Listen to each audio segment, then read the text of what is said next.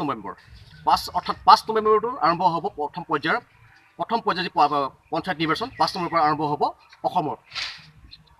এই পঞ্চায়ত নিৰ্বাচনত ইতিমধ্যে সাজু হৈছে বিভিন্ন ৰাজনৈতিক দলসমূহ, কি বিজেপি, কি কংগ্ৰেছ, কি এজিপি। কিন্তু আমি ইটিভি ভাৰতে বিশেষ প্ৰতিবেদনৰ এক বিশেষ বাতৰি প্ৰতিবেদন চেষ্টা কৰিছোঁ আপোনালোকৰ আগত দেখাবৰ কাৰণে, যে যিখিনি গাঁও আছে, যিখিনি পঞ্চায়ত আছে, পঞ্চায়ত এতিয়া বহু গাঁও আছে য'ত বহু মানুহে সুবিধা পোৱা নাই, কিন্তু চৰকাৰ আহিল, চৰকাৰ গ'ল, কি কংগ্ৰেছ, কি বিজেপি, কিন্তু সকলোৰে কাৰণে একমাত্ৰ ভোট বেংক হৈ থাকিলে। আমি যোৰহাটৰ বিশেষ গাঁৱত, যিখন গাঁৱত আমি প্ৰতিশ্ৰুতি দিবলৈ চেষ্টা কৰিছোঁ। এই আটাইতকৈ গুৰুত্বপূৰ্ণ কথা হ'ল গাঁওখন যোৰহাটৰ যোৰহাট সমষ্টিৰ লোকসভা সমষ্টিৰ সাংসদ কামাখ্যা তাছাৰ নিজৰ ঘৰৰ কাষতে এটা চিঞৰ মাৰিলে এখন ঘৰ শুনা পোৱা যায়। যোৰহাটৰ যি হাতীগড় বাগিচা কুৰকানী গাঁও, অৰ্থাৎ পঞ্চায়ত যদি কোৱা হয় 57 গাঁও, উত্তৰ গড়মূৰ গাঁও পঞ্চায়ত আৰু 2 নং খণ্ড হয়। ইয়াত প্ৰায় 200 ঘৰ মানুহ আছে আৰু 500তকৈ অধিক ভোট আছে। কিন্তু দেখা পোৱা আপুনি চাওক এই ঘৰৰ অৱস্থা, এই ঘৰে কয় সম্পূৰ্ণ এটা প্ৰতিচ্ছবি কি আছে, প্ৰকৃত কি উন্নয়ন হৈছে, পঞ্চায়তখন কি উন্নয়ন হৈছে। এই পঞ্চায়তৰ যি অৱস্থা প্ৰকৃত হিতাধিকাৰী যিসকল আছে, যিসকল হিতাধিকাৰী আচলতে চৰকাৰী যি সা সুবিধা পাবলৈ সেইখিনি এতিয়ালৈ পাইছে নাই। আপুনি ইটিভি ভাৰতৰ যোগেদি সম্পূৰ্ণভাৱে দেখা পাইছে, জলপটপটে স্পষ্ট ছবি হৈ পৰিছে যে এয়া ঘৰ বৰ্তমান পঞ্চায়তৰ যি বহু পৰিৱৰ্তনৰ কথা আশা কৰা যি চৰকাৰ আছিলে, বিজেপি চৰকাৰৰ দিনত বহু পৰিৱৰ্তনৰ ক্ষেত্ৰত এই ঘৰৰ অৱস্থা একেই আছে। নিশা হ'লে হয়তো বতাহ সোমায়, শীতৰ দিনত মানুহ শুব নোৱাৰে, হয়তো বাৰিষা হয়তো বাৰিষাৰ বৰষুণৰ পানীয়ে ধৰি যায়। বহুকেইজন মানুহ আছে, গাঁৱৰ মানুহ আছে, জানিব চেষ্টা কৰিম। এই গাঁৱৰ যিখিনি স্থানীয় বাসিন্দা আছে জানিব চেষ্টা কৰিম। আপুনি গাঁৱৰ স্থানীয় বাসিন্দা হয়, এইখন গাঁৱত গম পাইছে 200 ঘৰ মানুহ আছে, প্ৰায় 500তকৈ অধিক ভোট আছে, ভোট সাব্যস্ত কৰি আহিছে। কিন্তু সমাগত পঞ্চায়ত নিৰ্বাচন পালেহি, অতি সোনকালে পঞ্চায়ত নিৰ্বাচন হ'ব এতিয়া। কিন্তু দেখা গৈছে আপোনালোকৰ যি গাঁৱলৈ অহাৰ যিটো হাপুতিলে পথ পৰীক্ষা হৈ গৈছে, যে গাঁৱৰ নহয় এখন আমি হাবিলৈ গৈ আছোঁ।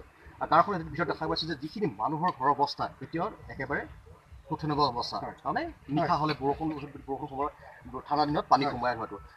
আপুনি এজন সচেতন নাগৰিক হিচাপে কি ক'ব?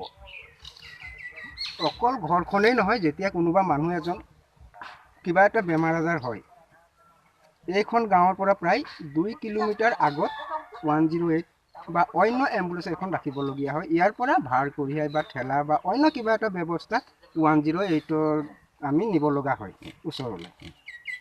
আৰু অন্যান্য আপোনালোকে দেখিছে ঘৰ এয়া মানুহে এতিয়া পাব লাগিছিলে পেঞ্চন, কাম কৰিব পৰা নাই, পেঞ্চন পাব লাগিছিলে, অন্যান্য সা সুবিধা পাব লাগিছিলে, একো পোৱা নাই।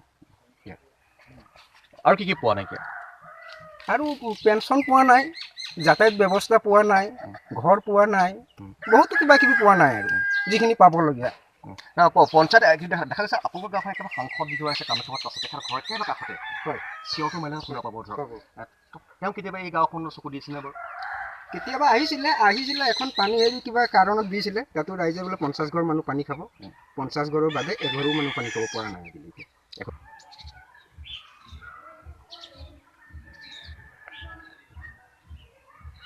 হোম কালেকশ্যন হ'লে পানী পায়, হোম কালেকশ্যন হ'লে পানী পায়।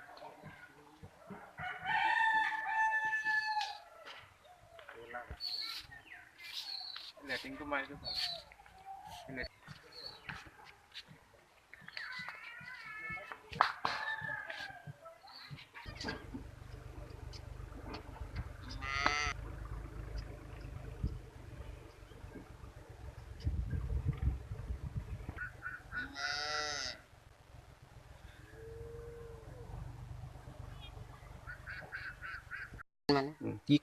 তাত যে কোনো অকল মানে এতিয়া পানী যোগানটো যিটো পানী যোগান পাইছে, সেই পানী যোগানটোৰ বাহিৰে বেলেগ বস্তু তাত একো নাই। না মানুহৰ ঘৰত ভাল লেট্ৰিন এখন আছে, না বোলে কিবা এটা ঘৰ এখন মানুহৰ ফালৰ পৰা আছে, না বোলে তাত কাৰেণ্টৰ ব্যৱস্থা আছে।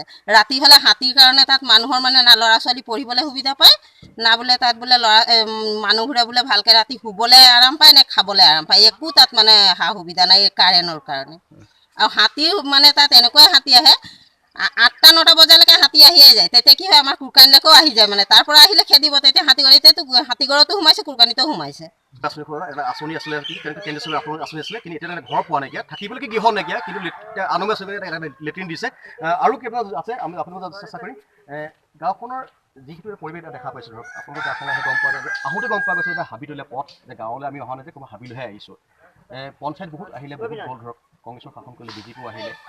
তাছাৰ ঘৰৰ কাষতে আপোনালোক থাকে, নিশ্চিত কাষত থাকে। এই পথটোৰ কাৰণে কিবা আপোনালোকে আবেদন কৰিছিল নেকি? আবেদনটো আগৰ বহুভাগ কৰা হৈছে, কিন্তু আজিলৈকে পথ তেনেকৈ আছে, ৰাস্তা পদূলি ভাল নাই, মানুহৰ ঘৰ দুৱাৰ ভাল নাই, আৰু কোনো মানে পানী যোগান তেনেকৈ ভাল নহয়। যিখিনি পানী যোগান আহে এইটো আধা ঘণ্টা এঘণ্টা দিয়ে, কোনোবা দিনা দিয়ে, কোনোবা দিনা নাই। আজি এই পানী নাই ৰাতিপুৱাৰ পৰা, তেনেকৈ আৰু আমাৰ এই দুখীয়া ৰাইজে জীৱন নিৰ্বাহ কৰিব লৈছে। আৰু কি পোৱা নাই সুবিধা আপোনালোকে ধৰক? আমাৰ চৰকাৰৰ পৰা যিখিনি ঘৰ দিছে আহিছে, এতিয়ালৈকে তেনেকৈ ঘৰ এতিয়ালৈকে পোৱা নাই। ডিচেম্বৰ 5 তাৰিখে পঞ্চায়ত নিৰ্বাচন হ'ব। এই পঞ্চায়ত নিৰ্বাচনৰ পঞ্চায়তৰ যিখিনি সা সুবিধা আপোনালোকে পাবলগীয়া আছে, পাইছে নাই এইখিনি? এতিয়ালৈকে একো পোৱা নাই। গেছ পাইছে, কিছুমান এই লাইট পাইছে, আঁচনি হয়, আৰু তেনেকৈ একো পোৱা নাই। একো পোৱা নাইকিয়া। ধৰক মানুহৰ যিখিনি একেবাৰে দৰকাৰী আঁচনি ক'ব লাগিব, বৃদ্ধ পেঞ্চন বহুতে পোৱা নাই কৈছে। নাই এইটোতো এতিয়ালৈকে পোৱাই নাই। বৃদ্ধ পেঞ্চন পোৱা নাই নাই। পোৱা নাই। এইখিনি আচলতে এইসকল বাসিন্দাৰ এক অভিযোগ, চৰকাৰৰ অভিযোগ।